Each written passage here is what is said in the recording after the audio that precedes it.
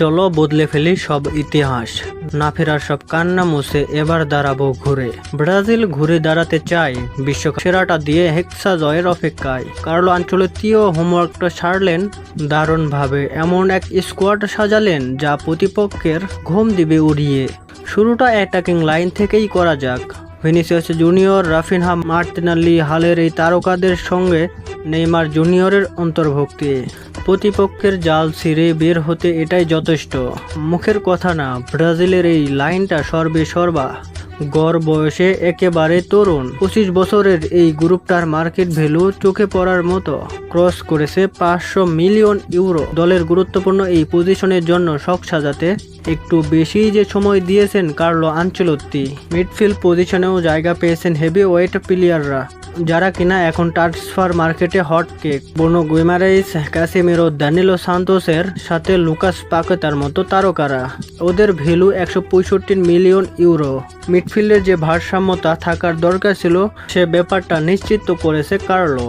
ডিফেন্সের market value আবার ছাড়িয়ে গেছে মিডফিল্ডকে, কারণ এখানে আছেন গাব্রিয়েল মেগালাইস, পিএসজির মার্কিনহোসরা। ওদের মোট দাম 200 মিলিয়নের বেশি।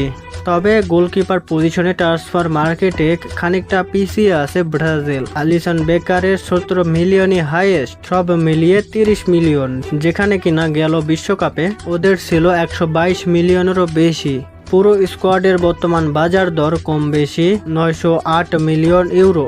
অন্যদিকে 2022 বিশ্বকাপে স্কোয়াডের দাম ছিল 1.28 বিলিয়ন ইউরো। দুই স্কোয়াডের মধ্যে এত বড় পার্থক্যটা হয়েছে আসলে কোথায়? মূলত গেল বছরের বড় একটা অংশ এবারও বিশ্বকাপ খেলছে, কিন্তু ধরে রাখতে পারেনি মার্কেট ভ্যালু। 4 বছর আগে নেইমারের মার্কেট ভ্যালু ছিলেন 90 মিলিয়ন ইউরো, যা এবার নেমে গেছে 10 মিলিয়নে। দরপতনের এই সময়ের মধ্যেও ব্রাজিলের অ্যাটাকিং গ্রুপের দাম শুধু ঠিক আছে তা নয়, গেল আসরের থেকে বেড়েছে প্রায় 50 মিলিয়ন।